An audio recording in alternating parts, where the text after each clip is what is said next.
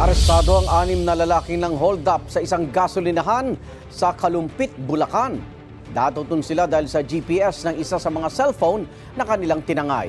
Ang nahuli kami na insidente sa unang balita ni Marisol Abduraman. Nakatakip ng mukha at nakasuot ng jacket ang mga lalaking ito nang pumasok sa cashier's booth sa isang gasolinahan sa Kalumpit, Bulacan.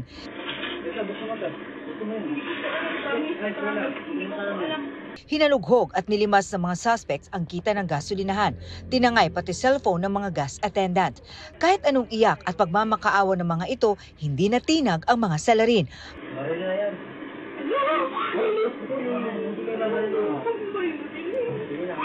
Mabilis na tumakas ang mga suspect, tangay ang mga ninakaw. Ang krimen, umabot lang ng 5 minuto. Agad namang nakahingi ng tulong sa mga pulis ang mga biktima.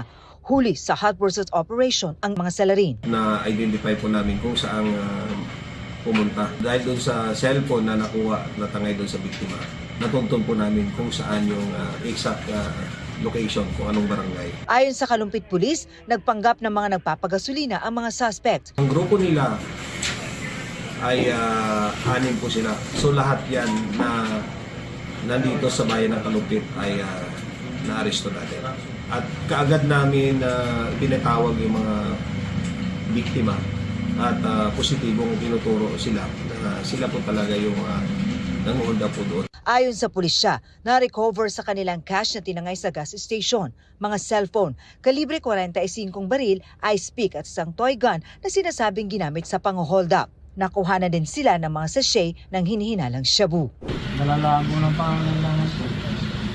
Ito ang unang balita. Marisol Abduraman para sa GMA Integrated News.